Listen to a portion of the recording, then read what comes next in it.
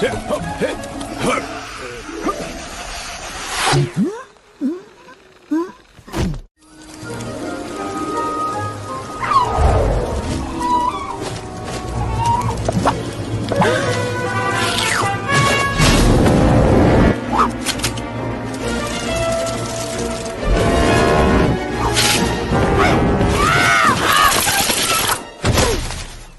Leadership Group presents Leadership Summit 2025. Theme: Ethical Leadership for Sustainable Economic Growth. And date is 12th of September 2025.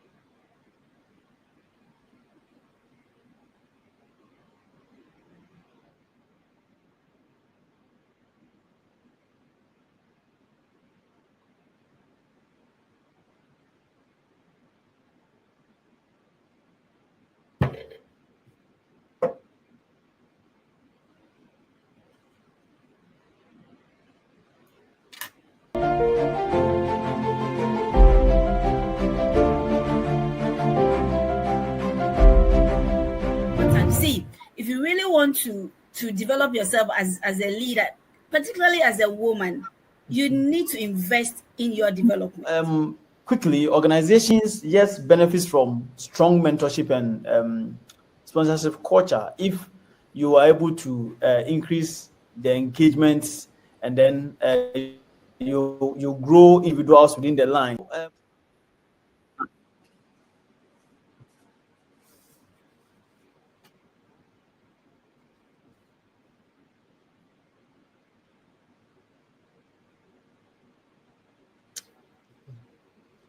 Hello, everyone.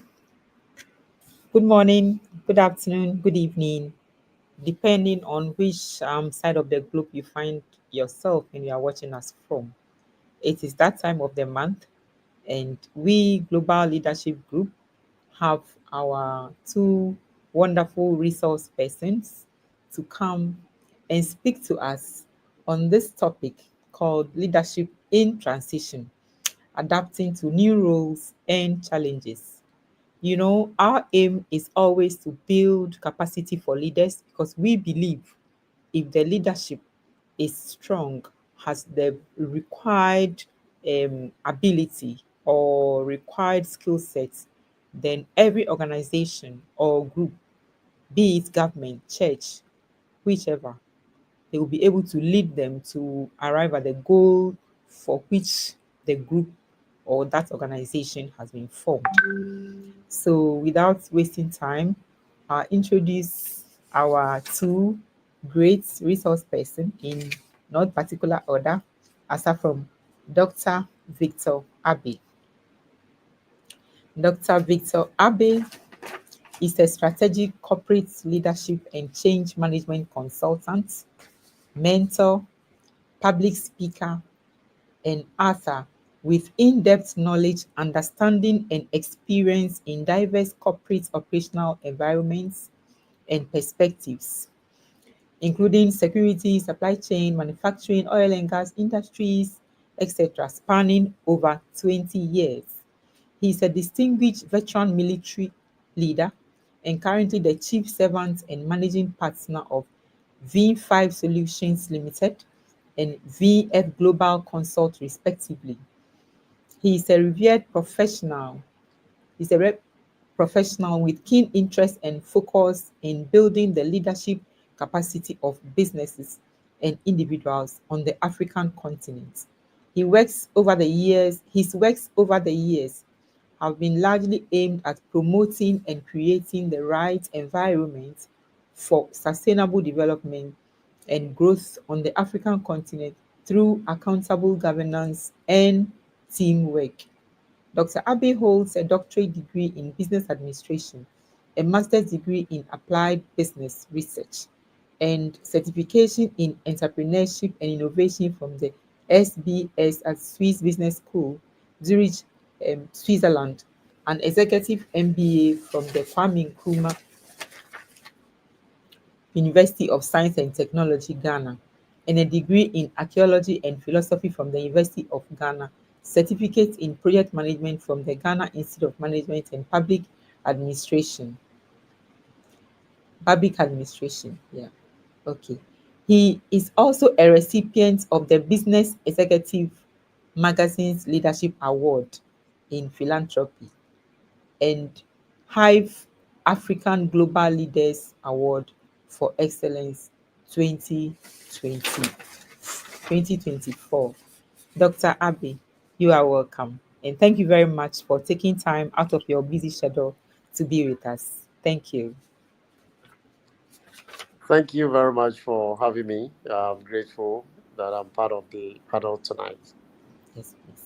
Thank you. So, our second resource person is in the person of Dr. Jonathan Kisi.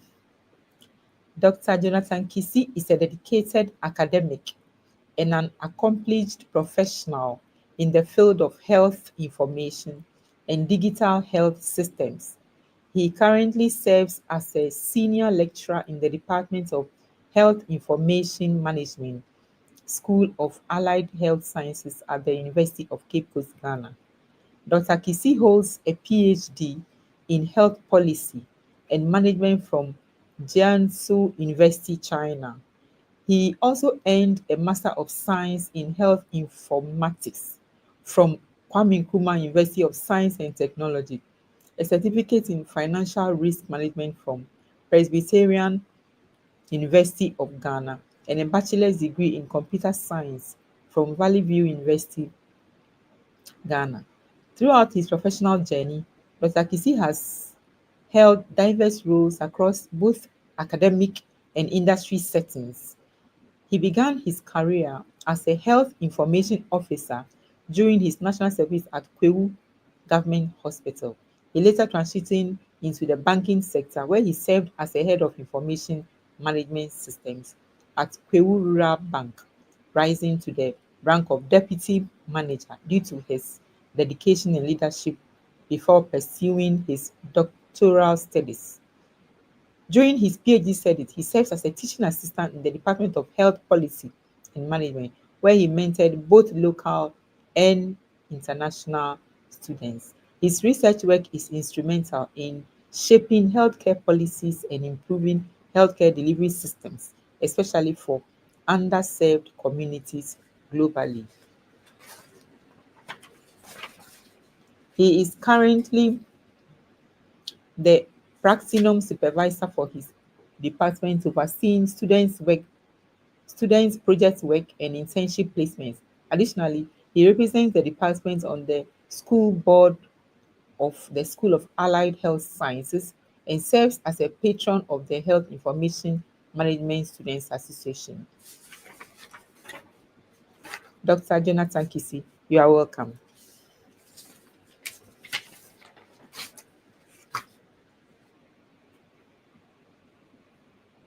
Hello. Hello. Hello, Dr. Jonathan. Hello.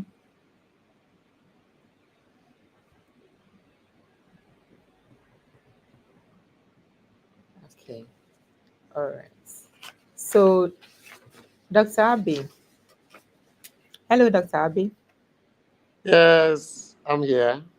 Okay.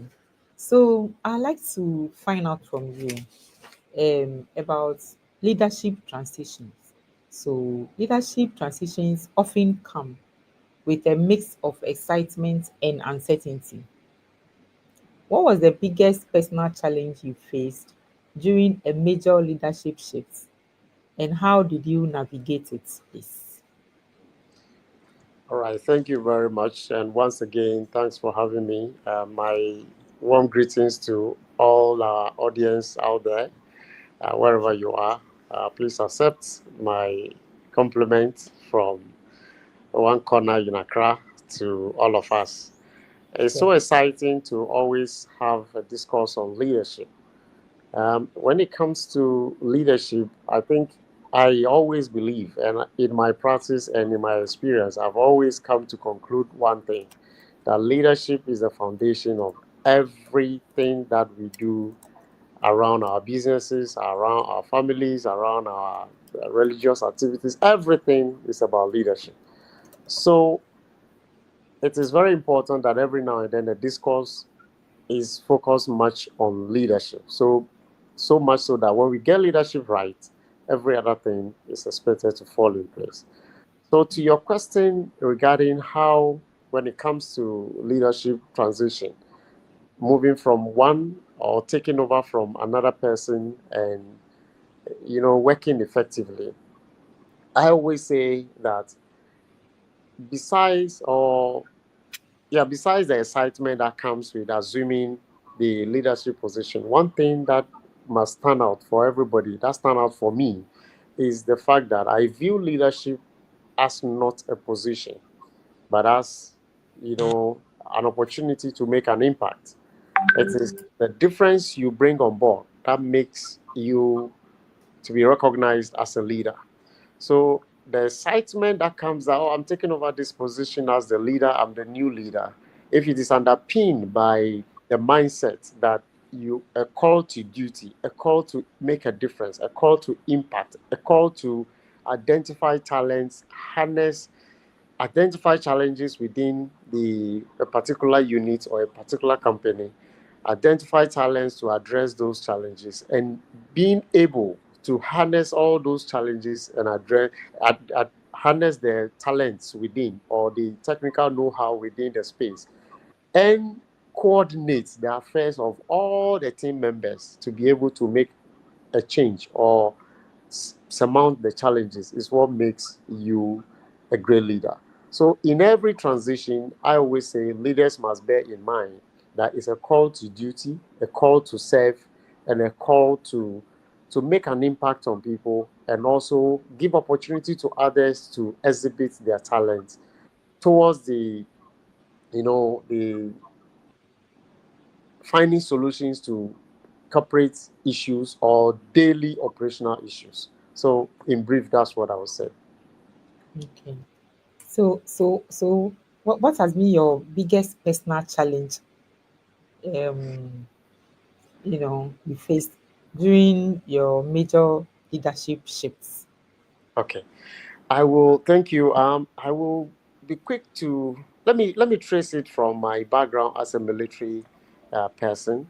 Transitioning from military to civil or corporate environment itself poses a lot of challenges because the leadership, tenets are different, or the environment or the platforms are quite different. So let me quickly say that within the military, because quite a lot of things are regimented, documented, and they are well programmed, it comes across easily for people to accept the fact that it is more of a responsibility. But when it comes to the civil side of things or the corporate environment, where I realize that majority of the team members you meet view leadership as a position, as I am the all-knowing. So for that matter, I don't need to consult anybody. So when I came in and was trying to get everybody on board, it came as a surprise to quite a lot of people.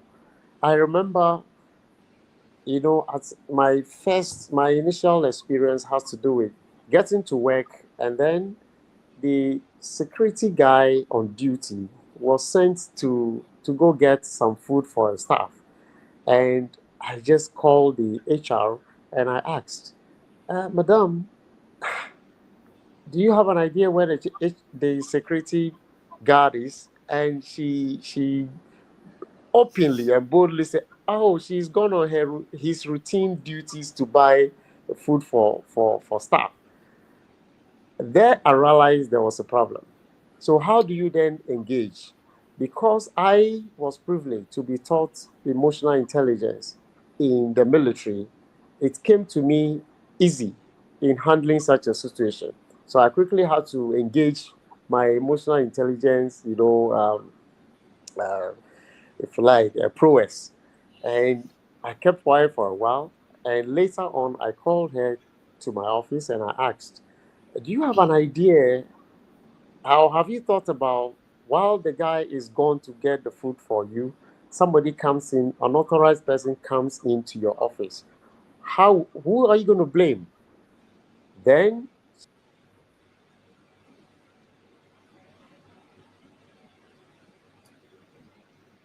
all right.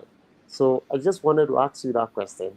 Then subsequently, she was now open for further discussion, and now we were able to streamline a lot of things, and things begin to change, and the way and manner they handle a lot of issues began changing. So again, I got excited that okay, having employed my emotional intelligence in there, I could have in a typical military manner, as seen by a civil society, would have said, no, from today, don't do A, B, C, D. But that wouldn't have worked. So I quickly identified the challenge, employed the right skill, and addressed the issue. So that's just one instance. And then within the other areas that I have worked, you realize that a lot of people kept referring to their credentials when the right thing, when the actual job is not about credentials. Unfortunately, also taught me or brought to the fore that we appoint people into leadership positions by virtue of how long they've been around in the organization or within a very particular department, not necessarily looking at their leadership skills.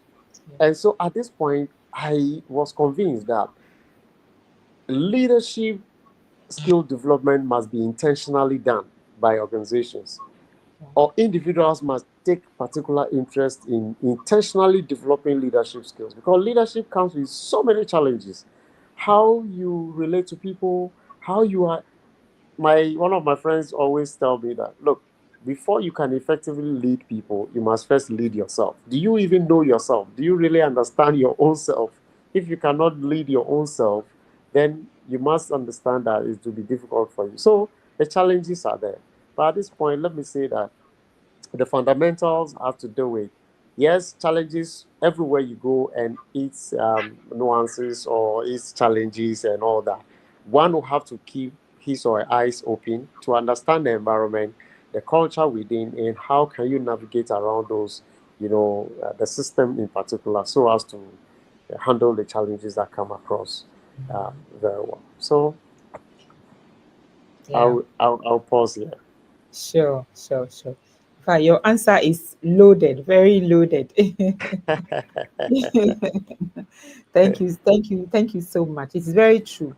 So emotional intelligence as a leader will help solve or will help the leader navigate several, because there are some things if you rush, you wouldn't get there.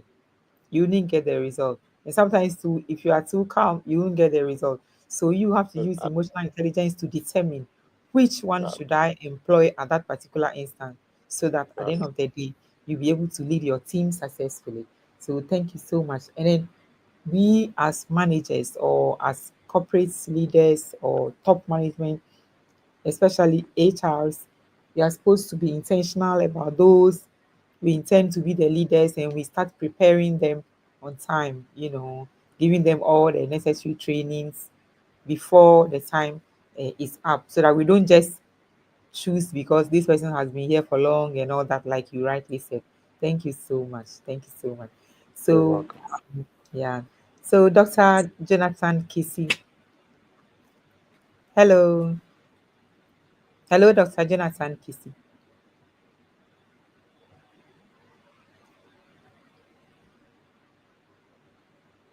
Okay. I think I think Dr. Jonathan's network is a bit troublesome. So I'll still go to Dr. Victor Abbey. Yeah. So please, Dr. Victor, when stepping into a new leadership role, how do you balance asserting your vision with respecting existing team dynamics and culture? All right. Thank you once again. And I will trace it back to when I first got into corporate world. And I will be quick to say that every leader's duty, first and foremost duty, when you get into a space, is to get to appreciate the dynamics of the place, the culture, and then the individual team members, their behavioral patterns, and all that, and then the work culture. When you get to appreciate this, right from the word go, you will now sit back, or you now have to sit back and map out exactly what will be the initial steps you need to take to see your, and then what kind of vision or what kind of strategic goals you need to set for yourself, and what do you want to achieve at the end of the day. Without understanding the dynamics of the environment you are in, you may be wrong, you may be using the wrong tool in fixing a problem, or fixing the wrong problem, if you like. So I will say, first of all, you need to understand the dynamics of the place, and then you engage. So you can only understand if you engage the team members, and you can also understand if you observe more. So you need to observe more, listen more, and talk less. Because more often than not, leaders are tempted to, draw conclusions based on their past experiences. Wherever you are coming from, the dynamics may be different. So you cannot view the current or the present location or environment through the same lens. You need to engage, allow people to speak more, allow yourself to observe more, and then you interact more. Through that, you get to understand all of this, so that it will inform, or these things will inform your next steps, your strategic move, your immediate strategic move you make. What are the things that need to be maintained? What are the things that require changes in order to achieve a certain strategic goal? Without those things, without listening, without engaging the team members, for all you know, the team members themselves are willing, or they are itching and hoping to effect certain changes, and they are looking forward to giving you that support to effect certain changes for them towards a positive end. When you listen and you engage them, you get to appreciate that, okay, probably what they will confirm some of the things that you are thinking, or some of your thoughts, or some of the experiences you've had elsewhere. They may confirm them for you, and you will realize that it will make your work very easier. I'll give you a typical example. I joined a company where I was told right from the word go, the MD of the company, then I was engaged as the site manager. And the MD clearly told me that over here, the union, very stubborn, very difficult to handle, and all that. And we needed to maintain a certain sanity, discipline on site. And they have tried several times, and it never worked. So I told the MD, well, I will do what I know how to do best. I'll try my best, and we'll see what happens. What happens was that I quickly got convinced that I was in an environment where the union might have taken an entrenched position on certain stance. So, what is it that accounted for that entrenched position? Could it be that they were not being engaged? They were not being told the end state?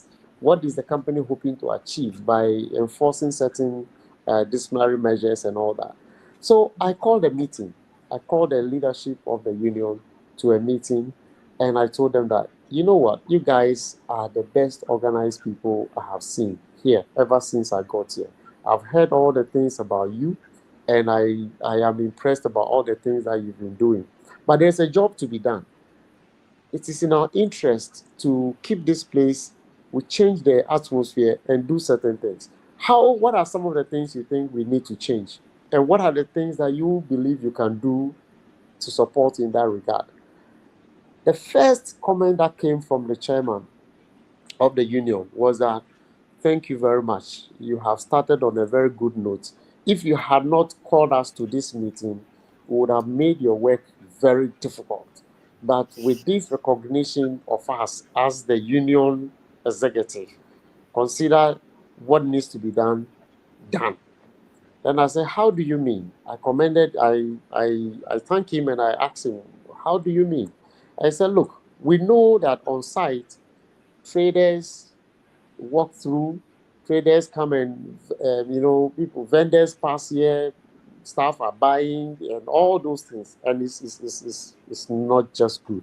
So right from the word go, we are going to buy a padlock. We will lock the gates through which the traders come through the site, and we will inform our members that anybody who wants to go out and buy something, the traders will be behind the wall. And just the following day, that result was achieved. And the MD called me and asked, "How did you do this?" Then I told him that it's just about engaging people. And it was interesting. And so that alone confirmed again that when people are engaged, when people are given opportunity or that recognition, they are more than willing to support. But as leaders, I have also seen leaders who assume positions or leadership roles, and it's all about this is how things must be done, and this is, I know that when you do it this way, it will work. So do it this way. Have you tried this before? If you have not, I have tried it before. So you cannot tell me it will not work. I know that it is one. And at the end of the day, you will not enlist the support of the team members. And it is not the case that, or it may not necessarily be the case that you are incompetent. It's just because you have failed to engage people. As human beings, we love recognition, we love engagement, we love to see our idea or ideas being implemented. So when you engage team members, they feel recognized and they feel that, okay, they are part of the process. More so when you explain to them what the end state is like. What are you aiming to achieve? And what benefit will that accrue to them? And how do they stand does it stand to kind of polish up their image or promote their brand or promote their image? When they understand all this, you'll see that you have an easy way to go. So I will again pause here so that I don't just include everything in my delivery. Wow, thank you so much. Thank you so much. Very interesting. So, my key words there are engaging them and also making them feel recognized. So that will make them, own the process or whatever you ask them to do, and then they will do it wholeheartedly. That is very, very true. Thank you so much. Thank you Let so me much. be quick. Let me be quick to share this one before you Okay, ask your next question. right. In the this is because back from my background, we have what we call mission command concept of leadership, where you tell your team members what is to be done and why it got to be done. Then you leave the how for them to decipher. When you leave the how for them, more often than not, you receive a lot of innovative ideas or creative ideas from them, which probably you have not even thought of. So that has been, and then the other reason why you leave the how is to promote unity of effort, so that once they know that this is the end state, somebody, let's say we are going to Kumasi because we have to go and promote our brand. Now somebody may say that, okay, if we go by air, it may be cheaper, faster. Somebody will say no. If we go by road, the brand can be visible en route to Kumasi. It's all aimed at, they're all thinking along the same line. But if you don't tell them why they have to do what they want to do, or you are telling them to do, sometimes it becomes difficult for them to appreciate where you are going with them. So that is the concept that underpins my approach to leadership engagement or team engagement when it comes to, so it's called the mission command concept of leadership. Mission command concept of leadership. Wow, that's beautiful. That's beautiful. And then it really is true. Really, really is true. Thank you so much, Dr. Abby. So, my question goes to Dr. Jonathan Casey. Hello, Doc. Yes, madam. Okay, sure. Yeah. All right, yes. So, Doc, please, how do you handle the pressure to perform immediately especially when stepping into the shoes of a successful or popular predecessor. Do I take it again? Uh, yeah, I wish you take it again. I'm very Yeah, sorry. I My will. network is Yeah, your network is misbehaving. misbehaving. Yes, please. Yes. Okay, so I mean, how do you handle the pressure to perform Yeah. immediately, especially when stepping into the shoes of a successful or popular predecessor? Okay. Thank you very much, Madam. I'm very grateful. And then, good evening to my audience. I'm very sorry for my network interruption. I don't know how it came back. And then, if I understand your question, from the point where I'm coming from, I see leadership as a marathon and then not a sprint. It's just like we are in a race, going for a marathon. Somebody must end and then somebody must continue. The pressure itself is very inevitable, especially when you come into the context where you are going to succeed a popular a popular person who actually was able to reach a climax for himself. You know, instead of trying to compete with such a person, it will be very difficult. So what you have to do is you have to bring out something unique. That is, you have to lean on a player with a team where you can have whatever you want to do. You form a team for yourself because your predecessor was able to accomplish a lot of tasks of which you might not be aware, or some of them you might be aware. But if you are able to form a team within the organization, then those team members who have in one way or the other served under your predecessor might bring in some ideas or might bring in some yes ideas so that you can add to the little you have, which will help you to um, succeed or which will help you to progress or whatever you want. Excellence to be actually like to be a leader and say excellence, you want to be very Sorry, excellent. sorry, Doc. Is Your voice is very low. If you could kindly, we are struggling to hear you. Yes, please. okay. Your volume is so Okay. low. If you could kindly increase, yes. Thank you. Oh, okay. Thank you. So excellence to me is not like rushing because you are trying to succeed somebody, so you'll be rushing. That is not the case to be a successful leader. But being consistent, because leadership, as I said initially, is a marathon.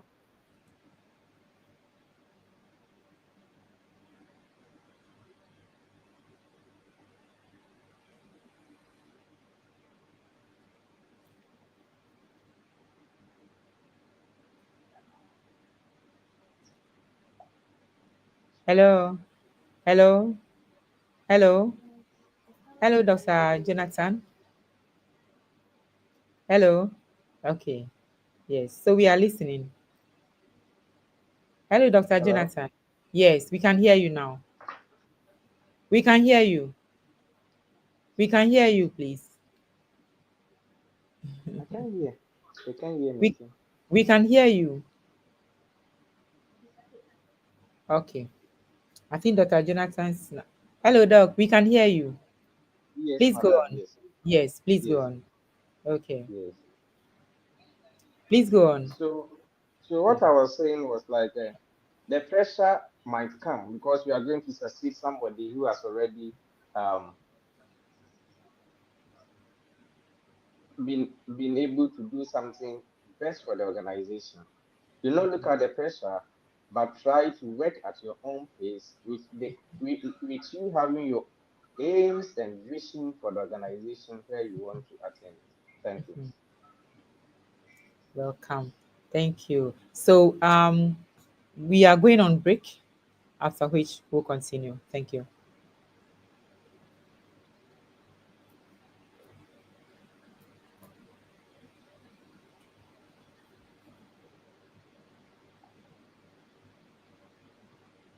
Just my question.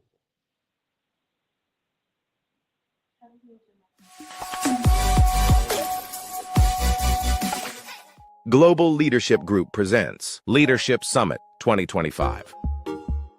Theme: Ethical Leadership for Sustainable Economic Growth. And date is 12th of September, 2025.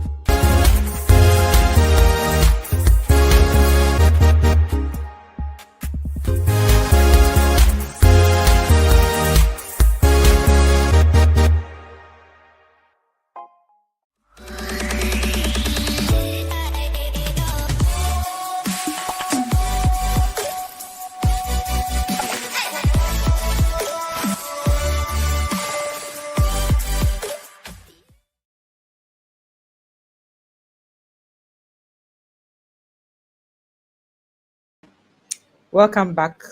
So I'll continue by reading few of the comments from our viewers. Mr. Charles Tete said, emotional intelligence is the key word to effective leadership. Thank you, Mr. Charles. Mr. Edge said, I'm happy about how you practicalize EQ in your example, Doug. Thank you, Mr. Edge. The next is from Nana Asari. Engaging people without prejudice always bring about positive outcomes. That's very true, Nana. Thank you. Data link. Thank you, Doc. Emotional intelligence is very important. Yeah, thank you so much. Mr. Charles Tete said, engaging the organization leadership and knowing the problem before you can solve the problem as a leader. That is great, Doc. The next is In God We Trust. Says, hi everyone, watching from Maryland in the US of A. Mr. Andrew Kisi Ejay said, I like the last point made by Dr. Kisi. We shouldn't always rush when giving leadership roles. Thank you all. Thank you. Thank you. Thank you so much.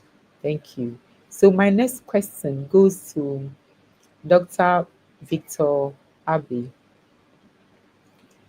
Now, please, what mindset or decision-making shifts is most critical when moving from a tactical role into a strategic leadership role?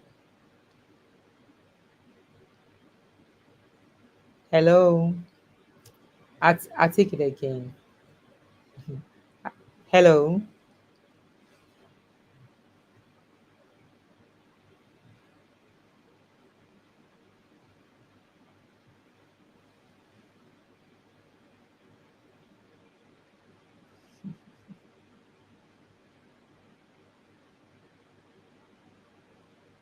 Okay. Okay. Whilst waiting for Doc's network to settle, our next comment is from Princess Inshira. Princess says, before you lead people, you must first lead yourself. Well said, Prof. Well said, Prof. Thank you so much, Princess Inshira. Okay. So, hello, Doc. My question to you is, um, how do you handle the pressure to perform immediately? What mindset or decision making shift is most critical when moving from a tactical role to a strategic leadership role? Happy, I guess the question is directed at me, right? Yes, please. Yes, please. Oh, okay. Yes, All right. please. So, indeed, before anyone will assume a role, you would have done some, there would have been some clearly spelled out, responsibilities or accountabilities why you are assuming that role. So, before you take it up, you have to sit back and do what are your strategic goals that you want to achieve? How are you delivering that responsibility?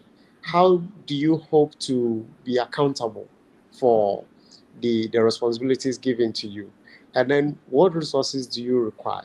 So if you are getting into that space, you would definitely know that you would have identified the stakeholders, both internally and externally, quote unquote, in the sense that within the space where you are going to work, there will be direct stakeholders,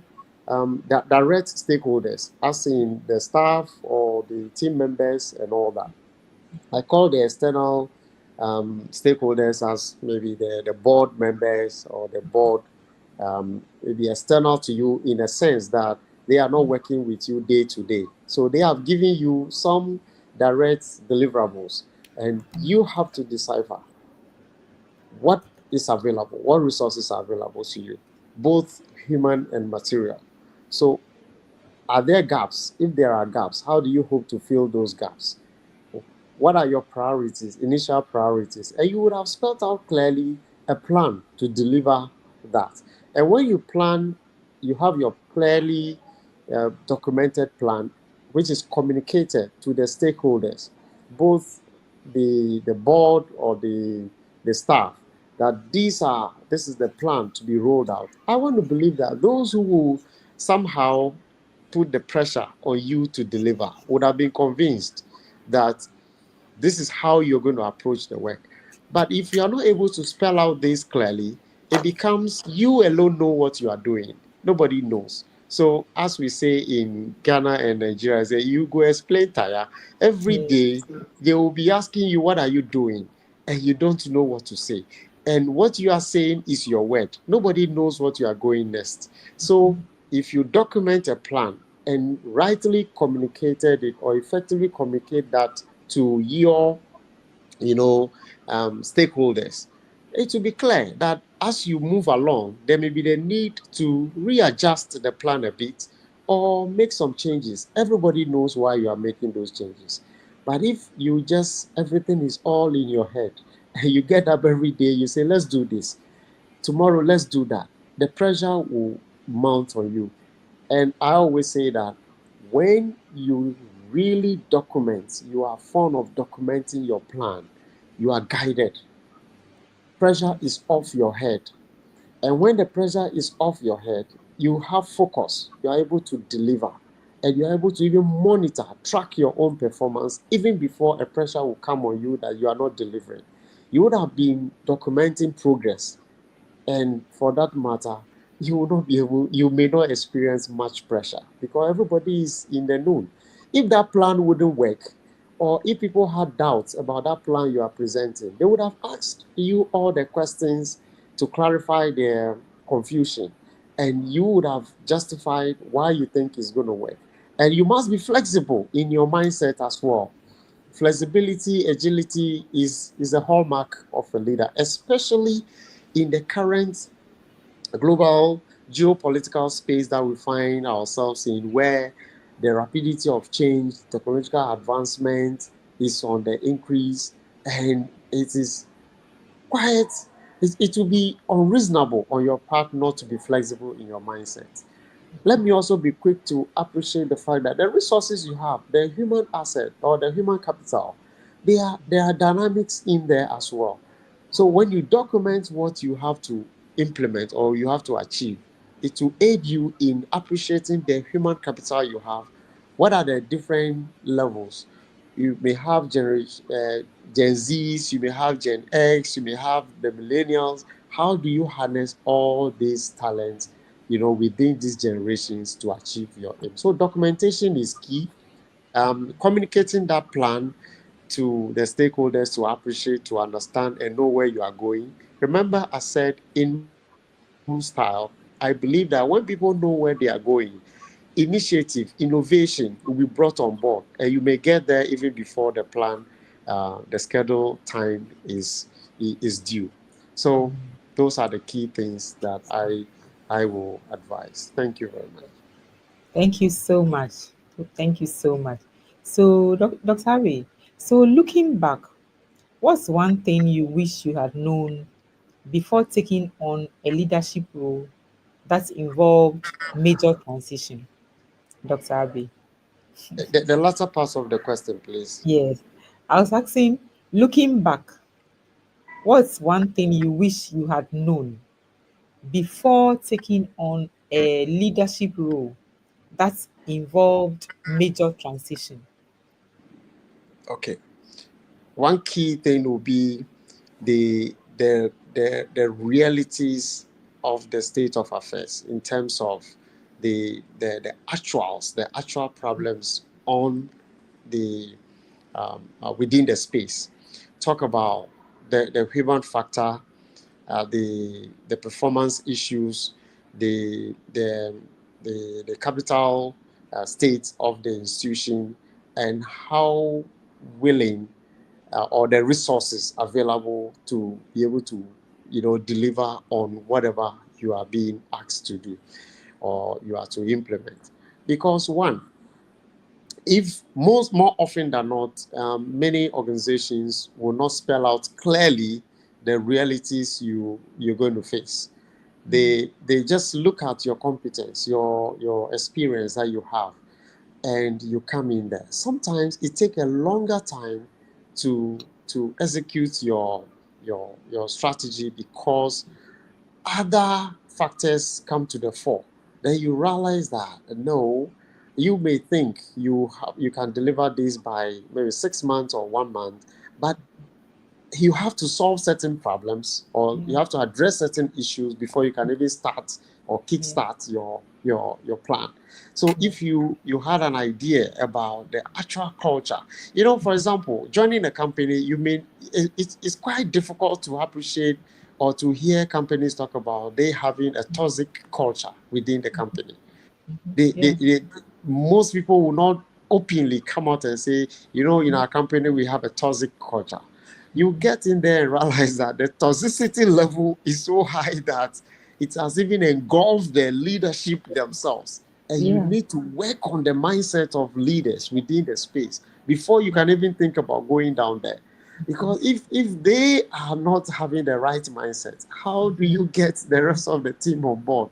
So these are some of the things you wish, or personally, I wish I would get to appreciate right before even getting into that space. So if I get to know that the toxicity level is so high among leadership, I will want to engage first. So my plan will be one of the things that my plan will contain the action to engage leaders, to change that culture, to change the attitude, the behavior towards their team members. Because you can come up with nice ideas, but your fellow leaders within the company can undermine everything, and they will be pointing fingers at you that you are a loner.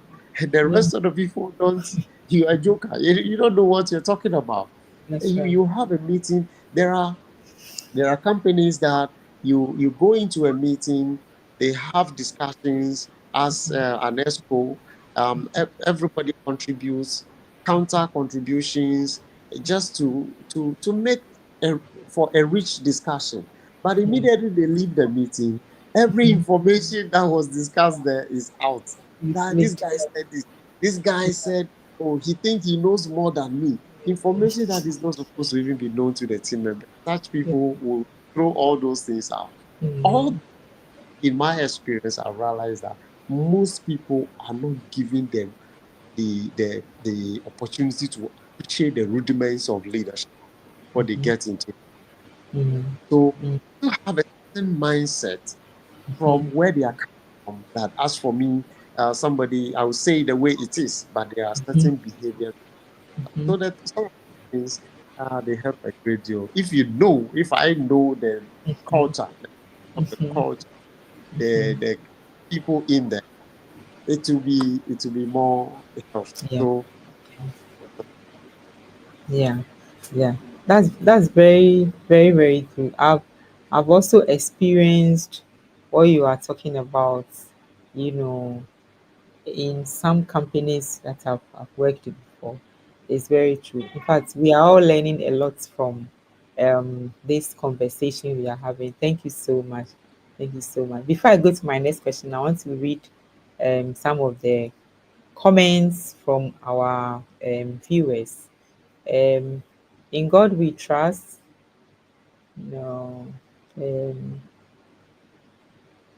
okay. Nana Sari says, engaging people without prejudice always brings about positive outcomes. Okay. And data link. Thank you, Dr. Emotional intelligence is very important. Charles Tete says, engaging the organization leadership and knowing the problem before you can solve the problem as a leader. That's great, Doctor. In God we trust. Okay, I've read that one. Then Dr. Mr. Andrew Kisieje, I like the last point made by Dr. Kisi. We shouldn't always rush when giving leadership roles. Thank you. Mr. Sarkodie Apiayao says, I would like Dr. Kisi to address potential biases that may arise in the selection of your team members. Looking at the time, I wonder if he can, but he can do that whilst we've already closed. Princess Inshra says, before you lead people, you must first lead yourself. Well said, Prof. Eric Duke Morrison, if you are not led, you cannot lead. Wow, that's true. Thank you. Mr. John Mensah says, good evening. Princess says, I'm learning a lot about the emotional intelligence. Thank you, Princess. In God we trust, documentation and communication to stakeholders is the key. Well said, Dr. Abdi. Thank you, in God we trust. Eric Duke Morrison says, having the right mindset executes the transition with ease. Yeah, that's true. Thank you, Eric. In God we trust says, I'm learning a lot. Thank you, Dr. Abbey. Yeah. Okay. So Dr. Jonathan Kisi, this is your network. Okay now. Dr. Jonathan. Dr. Jonathan. Yeah. Yes, Okay. Nice having you back. thank you. Yeah.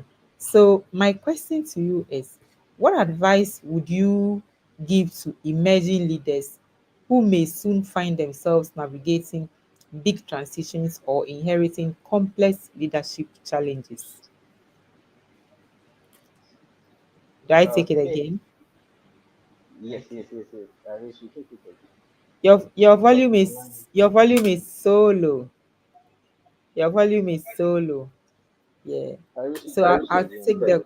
I'll take the question again. Yes. So I was Yes, please. asking, yeah, what advice would you give to emerging leaders who may soon find themselves navigating big transitions or inheriting complex leadership challenges?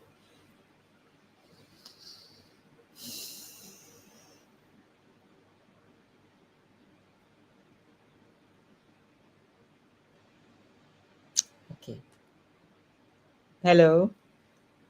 I think Dr. Kisi's network is not um is not on. So I'll ask Dr. Victor Abe. Hello, Doc. Uh-huh. Okay. Doc, please. Okay. Doc, please, I was asking, what advice would you give to emerging leaders who may soon find themselves navigating big transitions or inheriting complex leadership challenges? Thank you. It's unfortunate my counterpart's network is giving him a lot of Yeah. issues. Let me be Yeah. quick to say it boils down to a couple of things. The first one is keeping an open mindset. Mhm. You must keep an open mindset in order to appreciate the key or the critical issues that to fix when you take over. You do not have to have a fixed mindset, knowing or believing that this is the solution to the problem. If you have an open mindset, when you get in there, certain things will become more open and more comprehensible to you rather than just concluding before you get in there. Number two will be engagement. You need to engage people. You need to engage regardless of their status, you need to engage across board. Cross collaboration is key to your success. So when you are not willing and ready to work with, um, diverse people, diversity is the fruit of, success, as I always say. So you need to appreciate that collaboration across is the key. You don't know it all. In our current environment that we find ourselves in, the experience and knowledge is rendered so obsolete in no time. What you know yesterday is rendered so obsolete by events happening elsewhere.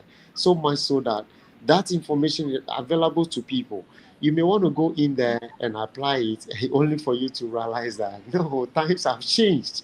And when it backfires, it will kind of impact on your competence. So you need to have an open mind where you need to even tap from people.